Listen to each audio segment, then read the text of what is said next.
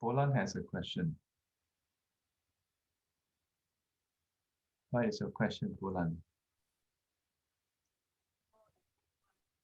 So I would like to check regarding how our this mind to guiding our mind. How our mind to guiding our mind, especially in during this meditation. Let me see whether I get your question correct. Do you mean to ask how to guide our mind, how to train our mind? Something like training our mind, because according to 唯识学, right, we have six consciousness, which is this number six consciousness. It has its nature lah. Usually is this nature is like a monkey mind. The nature is intermittent, not inconsistent. I mean, yeah. So how to train our this mind in various circumstances lah, like especially when we say that our karmic return, those are happening, it will affect us, right?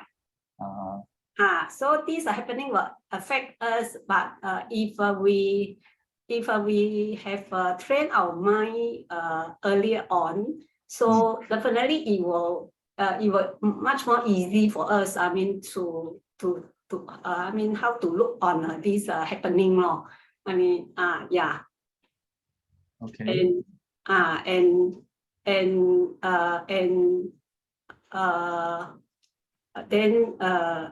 not only our this number six, these are mine, and this is the first thing. Then the other thing is that when we say we apply our this 我空法空 all this knowledge emptiness, so then we will say that it will affect our this number seven this 第七识嘛. So this 第七识 is basically we say is a self. So this self, if we can use this emptiness, if this dharma emptiness really apply us, then we can so-called demolish our this self or what. But this is one part lah. But the So number six question. You say this is one part. So you are describing how to train the mind. The first question is training our. Yeah, your original question is how do we train our mind, right? Yeah, how our mind can guiding our mind. Yeah, but now our mindfulness. Yeah. Yeah, but now you are describing how to train already, ma. So the train, because number six, training is like we say we using our this I mean either concept 我们的定 or the other one our current knowledge to subdue the happening. But this is not an easy part, because this is number six consciousness, right? Unless the self is broken. Wait, Poh Lan, are you trying to answer your own questions? I mean the whole process, I mean it interlink the questions.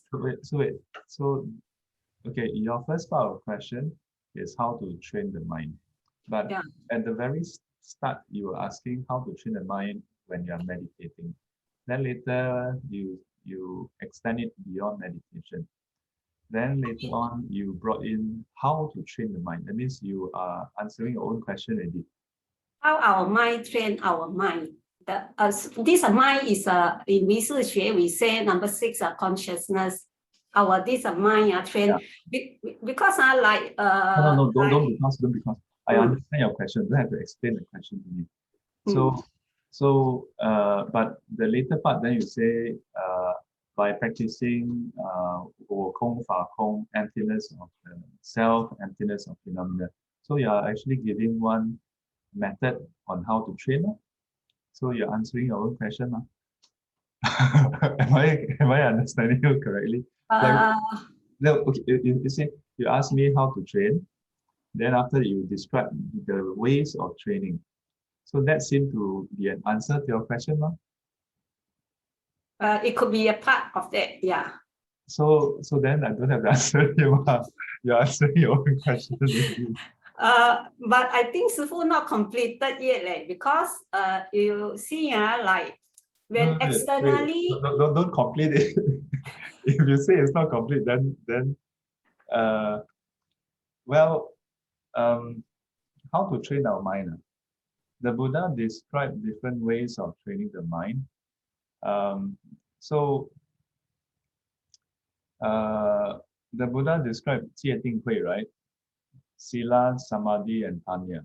Yeah, development of our morality through the precepts.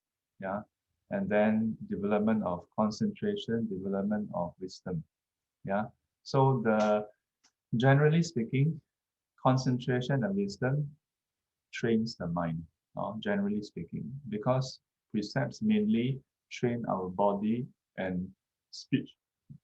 Yeah, is about precepts is more about that. Although in the Bodhisattva precepts, it also touch on the mind. But barring Bodhisattva precepts, if you ask me how to train the mind, that is basically that. But your question seemed to be asking not just how to train, because how to train, I'm sure you know, everybody know. Yeah, question is whether we train. But your question seems to be, how does this training actually work? So it's to give a parallel. How to train the mind means how to drive the car.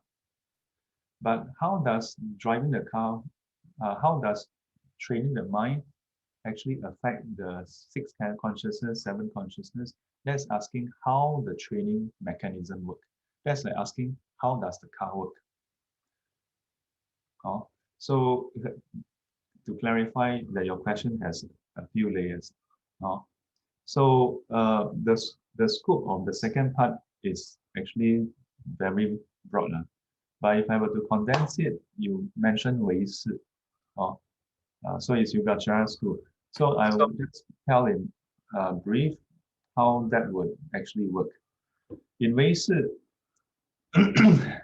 it's basically 串习熏习.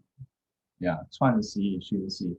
So by repeated practice and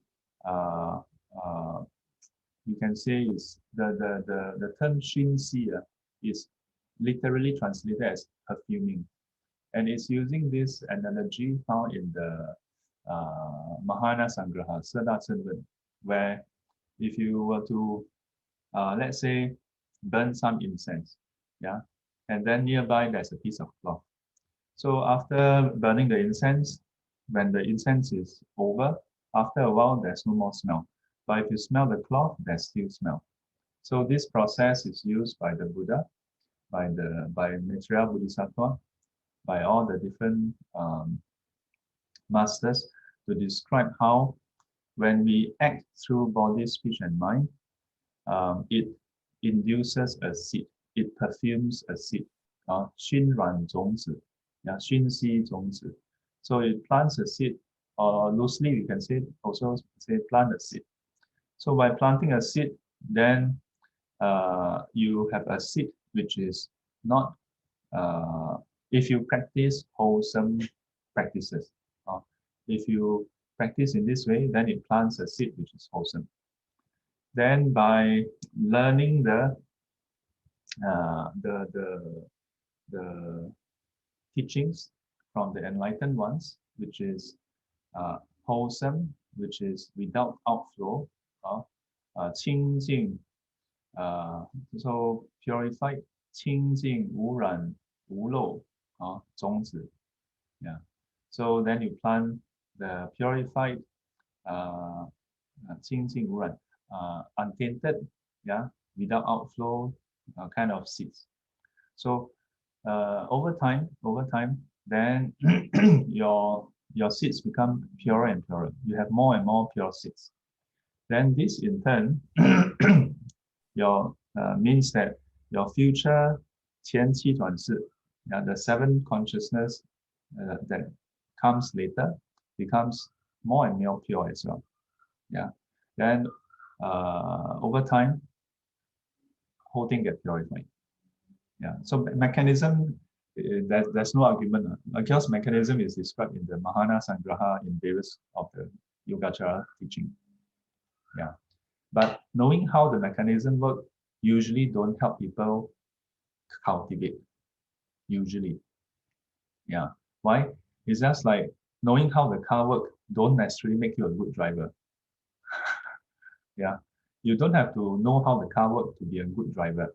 Although some would argue that by knowing how the car works, then I may know when to clutch in and clutch out, whatever.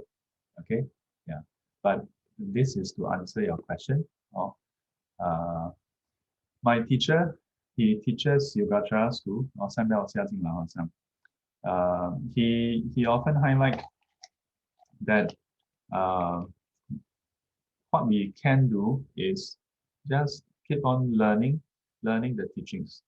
Yeah, contemplate on the teachings. This plants the wholesome seeds. Yeah, and then by doing the practices, this plants the wholesome seeds. So Yogacara school basically kind of explains the mechanism. But there's another part of Yogacara school which tears down our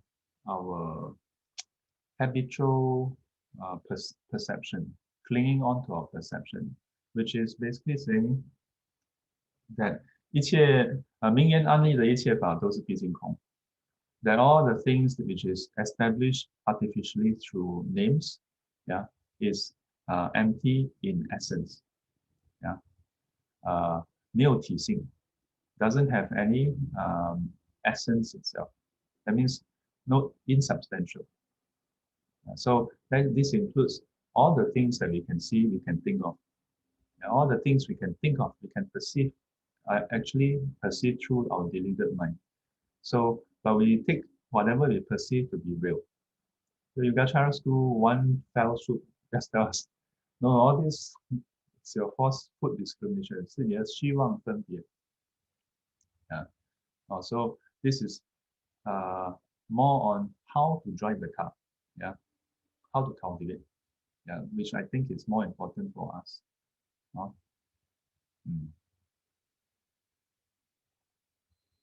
Okay.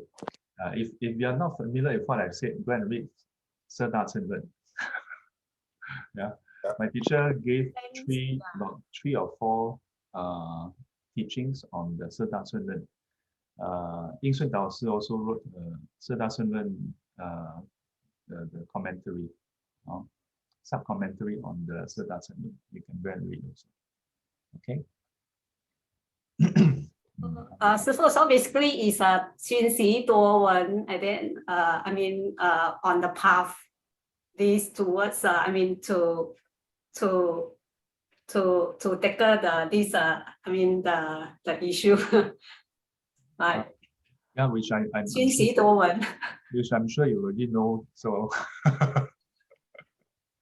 okay, Marcel posted a question. This is more related to day-to-day life. So anonymous person asked, the person I like is happy and dating someone else. Oh, the plot thickens. Who is this?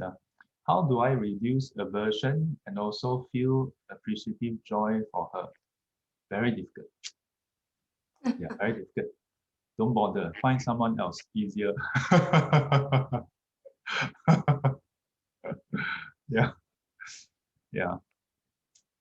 Another way is don't find someone else. Yeah. Go after her lah. Yeah. Go after her. Why don't you not you sorry. Although Marcel posted, it's not her, okay. Anonymous. Whoever it is, you watch this video, yeah. Either you go and find someone else or you just go after her. Not married yet, but still, so why cannot go after her? Just go after her lah. But Shifu, she tell me she don't like me. Well, what do you care? Since you feel aversion that she's with someone else, that means you don't care about how she feels. Then just go after her. Don't care how she feels. She said, she's very frustrated with me texting her all the time. Why do you care about how she feels? If you care, then you shouldn't be feeling this way. Right? Since you don't care, then just do what you want. Just keep going after her. Call her, go to her workplace, buy a rose, whatever. Be a not nuisance to her. Yeah. So the question is, why do you want, when we say we like someone, what does it mean? Yeah. Do we like someone in a sense like, oh, I like this handphone, so I buy the handphone? Do you like someone like that, like a handphone, where the handphone has no choice? Handphone, you buy, the handphone must follow you back. Yeah, you drop the handphone cannot say anything. When you're sick of it, you just change the handphone. Do you like someone like a handphone? Yeah.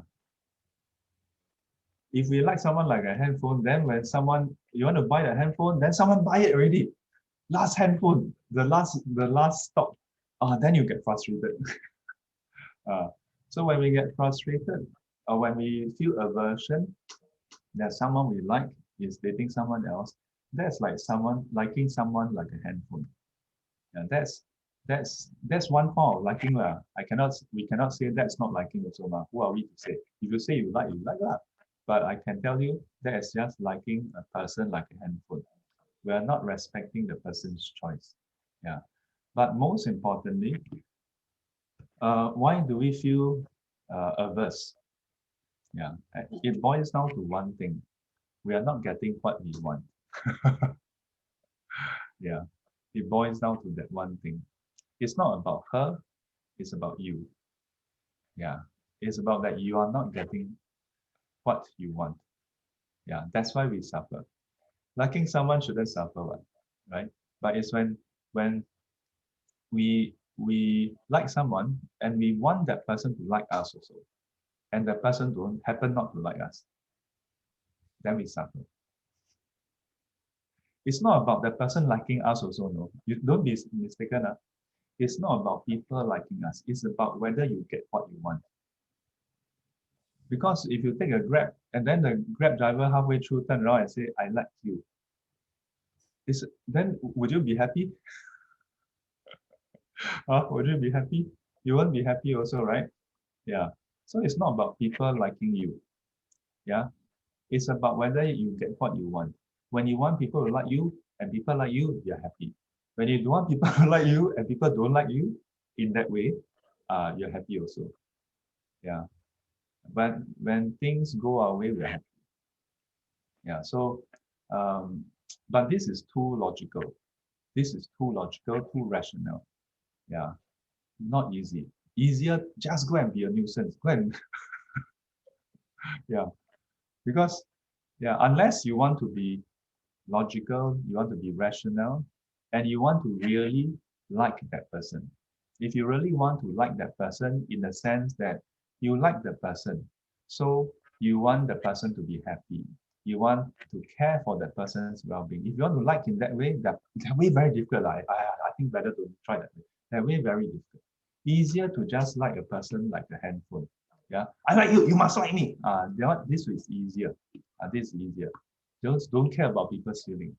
If you want to like someone, or dare I say, love someone, with that person's welfare as your priority, as with that person's happiness, to be concerned about that person's happiness, then you have to go down the difficult way. Difficult. Don't even dare to try. Yeah. But if you want to try, then you must do that. You must ask yourself, how can I be happy for that person? How? Because I want that person to be happy. Yeah. To be concerned, just asking yourself, is that person happy? That's all you should be concerned about. Yeah. But I must also say, when we are in the kind of amorous, we have amorous feeling for someone, means romantic feeling for someone, there's always this two part. Yeah. Uh, the loving someone versus being in love with someone. You know, I once saw this definition, very interesting. So loving someone is to be concerned with the person's happiness. Being in love with someone is to be concerned with how the person makes me feel. It means my happiness. It would not be fair to expect anybody who is not enlightened to purely be concerned about that person's happiness alone. So you have to be real to yourself. Are you currently at the Bodhisattva stage or Buddha stage where you can purely be happy for people? Yeah. To have true appreciative joy, to be equanimous. Yeah. In which case you probably won't be asking this question. Yeah, the fact that you're asking this question, or whoever is asking this question, probably means that we are not at that stage. Yeah, which is actually perfectly normal. Don't worry. The rest of all sentient beings are all like that. Yeah. So then the question is, what can we do? What should we be doing?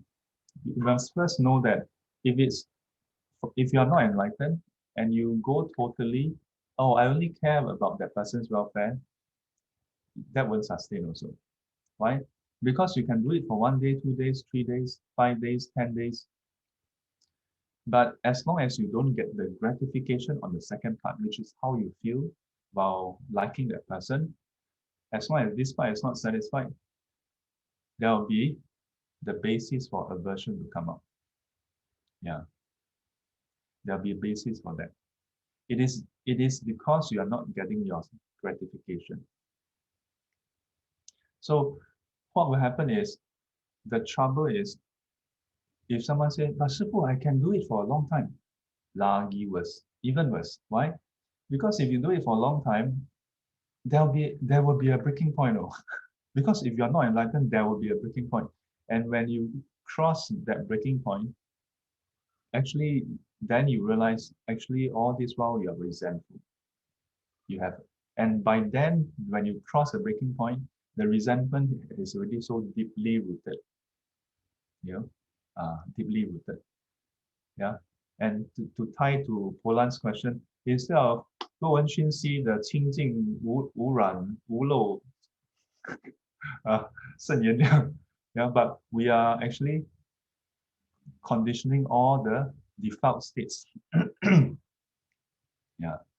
Then that's why when people don't, when they are the unrequited love, they feel so much anger because they don't realize that there's this second part. Yeah. But if it's just purely this second part where you are only concerned about how you feel, then you have to be honest with yourself. So that means you don't really like the person. Yeah. You just want a handful. You just want a handful.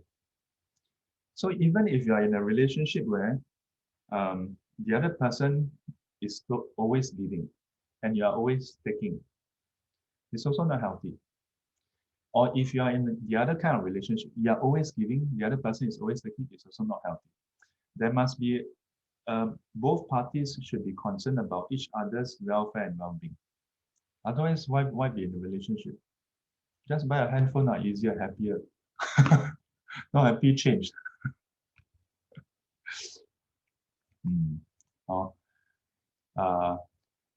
So I don't say that you can just reduce aversion just like that.